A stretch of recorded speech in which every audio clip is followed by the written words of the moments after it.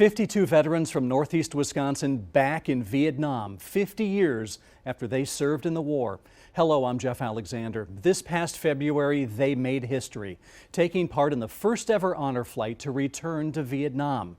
On their 2-week trip, they bonded as brothers in laughter, consoled each other in pain, and shared in reconciliation and healing. Over the next hour, you will witness the wide range of emotions these veterans experienced. When we come back, their incredible journey, the historic Old Glory Honor Flight, returned to Nam. And God, please, let us be safe. Inside the Menasha Fieldhouse on a cold, snowy Wisconsin Sunday morning, there's a combination of excitement. It's something I always dreamed about, but never thought I would really have a chance. The chances of winning something like this are like the lottery. And a great deal of apprehension. It's hard. I feel nervous about it. Once I got the word that I was going, I didn't know what to think. Have a good trip. Old Glory Honor Flight's return to Nam Have a good trip, sir. begins on 2 buses with a police escort. All right, gentlemen. Over the next 30 hours, the veterans travel by bus to Chicago. Your attention at the terminal, please. And by plane, with the first of 2 flights, what seems like a never-ending trek over the North Pole to Shanghai, China. The 16-hour trip we just had, wow, that was long. And it's starting to sink in that Vietnam is now just 4 hours away. You know, it's going to be a bittersweet moment at times, you know, because I was wounded twice over there, and I know a lot of people over there that are on the wall back in Washington, but it's time to say goodbye. In the wee morning hours What day is it? of Tuesday, February 26, 2019, the veterans are back in Vietnam on a bus in Saigon. We're going to make sure you guys are getting to see as much as you can see. The first order of business, though, some much-needed rest. 0830, you guys will have a wake-up call. And then the first opportunity to see Vietnam today compared to back then. So how did these 52 men end up in Vietnam 50 years ago? Some considered it their destiny, an adventure, and volunteered. I said, we got to go there. It's a war. Well, I grew up watching in the shadow of World War II, watching all the war movies, tons of them. For others, the draft. The choice wasn't theirs. I was sitting on the floor of my parents' house, and we watched as they were drawing numbers. And my birthday got called the 10th one. So it's pretty much a given I was going to be coming here. Police told Bob Stillman he should go to stay out of trouble. I took their advice and joined the Army when I was 17. And Joe Reesup? A draft dodger. Serious. He eventually joined the Army as well. Go. Whatever path they took, it did not take long to realize the Vietnam War was very real. Before we even landed the plane, we were flying the plane above the clouds along the coastline, and we were going to land in Benoit. And it's that night, and all of a sudden a flare shot up right through the clouds. And yeah, this is it. In Vietnam, as 18, 19, and 20-year-olds, these men witnessed how fragile life can be and taken away. When we got in a fight, and we had one soldier, and I started going through his pockets. I pulled out, and here he had a picture of his wife and his kids.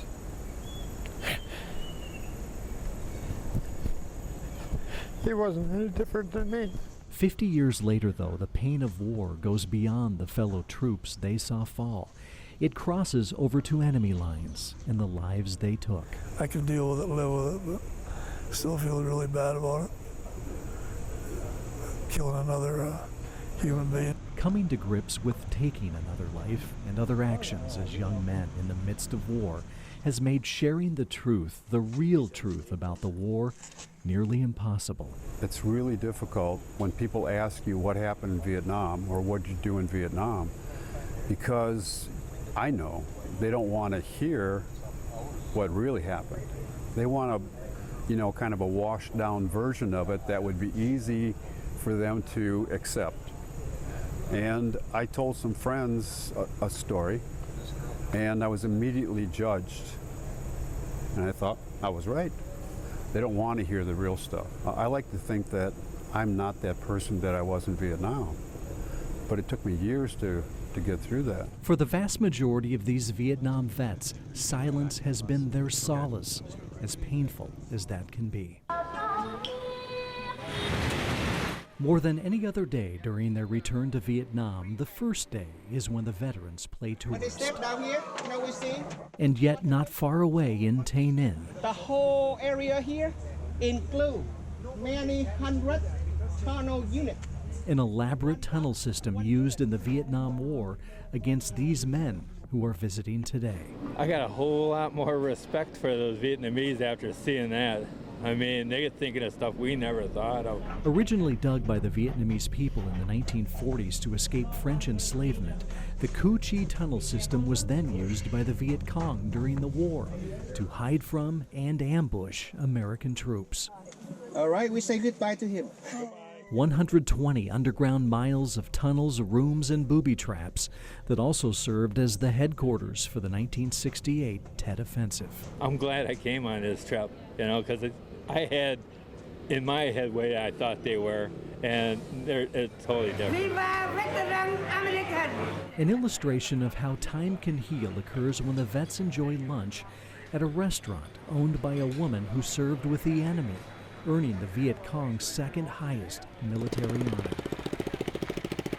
The Mekong Delta is the heartland of agriculture in Vietnam, where rice, fruits, and seafood are exported around the world. It's an area Keith Johnson's older brother served in and fell in love with. He appreciated the people and their hard work, and he could see beyond the war. To honor his late brother Dwayne's wish of returning to Vietnam, the Vets' Day in the Delta provides a true taste of culture. After boarding a riverboat in My Tha and cruising the Mekong River, the vets go ashore small islands. They sample fresh honey tea, visit a coconut candy workshop, and brave a taste of the area's famous Cobra wine. By horse and buggy and through a jungle canal on tiny sampan boats, the veterans witness a people living a simple life and at peace. 50 years ago, that was far from the case, when war rang out and survival meant overcoming the enemy and the elements. Bill Radke suffered malaria 3 times and was wounded, but he's grateful he made it out of the Delta. All those booby traps that they have and put all over, I mean, you walk around out here for a year and not hit one of them. You got to be real lucky. Crazy battles and gunfires and bullets whizzing over your head. Our mission was search and destroy, and we did a lot of that. And for A.J. McCaskey, this journey back to where he served means everything. Emotional days in southern Vietnam give way to the beautiful coastal city of Da Nang. And at least to those who served in the Vietnam War, the city is home to the country's most famous beach. Right on this beach here for almost a year as a lifeguard. Just before arriving in Vietnam, Paul Sismosky was in a car accident. Because of his injuries, he was assigned to China Beach. When I got here, I went and saw an officer at Support Command in Da Nang, and because I had these papers that said I had had an injury, he said, "You know how to swim?" I said, "Yes, I do." With its white sand and tropical waters, China Beach became the destination for troops on R&R. It feels so good to be back here in a way, you know, because this is the good part that you remember. My family don't even know a lot of this stuff that I kind of kept to myself, and you come down and you just kind of just feel more relaxed now, and just like it's like you're letting it go. In the high country outside Hoi An, more stories emerge of war and close calls. That's when they hit that air base and they burned up all the fuel, and they got about 15 of the planes on the end of the runway.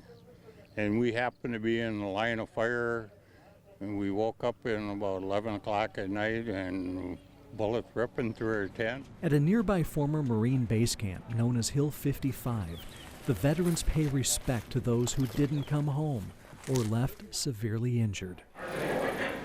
As seems to be the case each day on this journey, somber moments become more enjoyable ones. In Hoi An, the vets tour a world-famous silk factory. Touring the scenic Perfume River and key locations around the city, the veterans recount the Battle of Hue After 26 days of some of the war's most intense fighting during the Tet Offensive, U.S. forces claimed victory here. The price, though, was steep, and all these years later, those who took part are still seeking closure. Welcome to Hanoi, yeah? On the final leg of their Vietnam journey, a city these veterans have never been to before. And that's a good thing, because if they had been in Hanoi during the war, there's a good chance they would have ended up here. It was obviously a very brutal prison for a lot of people. More than 500 American prisoners of war were held captive for years inside the Wa Lo prison, better known in America as the Hanoi Hilton. The home to a lot of American pilots that were prisoners of war. 50 years later, Hanoi, like the rest of Vietnam, is now a friendly place to visit. These gentlemen are amazing. We couldn't have picked a better group. They've just had, I think, a lot of fun, but they've had a lot of time to reflect, and it's just magical. After 36 hours of flights and layovers,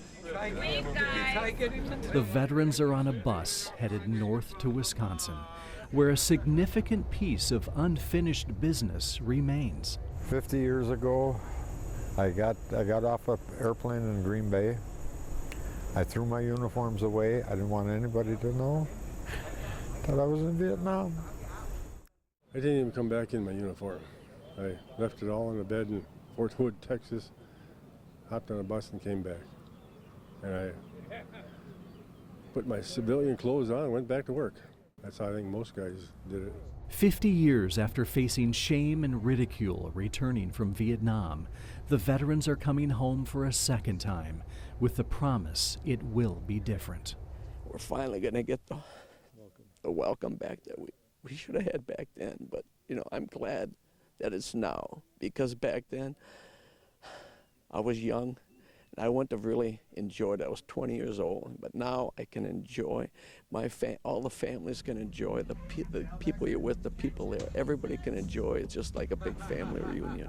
As their buses approach Menasha, Well, welcome home, everybody.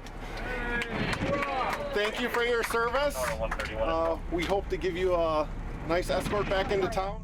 the vets soon realize this welcome home Look at the cars, guys.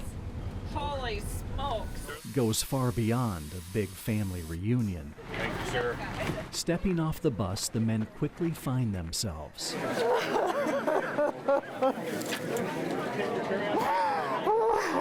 Hi. How you doing, sweetheart? in the arms of loved ones. Back home feels good and right. I hope that when you walk through those doors, you are proud to be an American. And all that's left, the one unexpected and yet so richly deserved final surprise. We have now rewritten the narrative of the homecoming of the Vietnam veteran. Welcome home.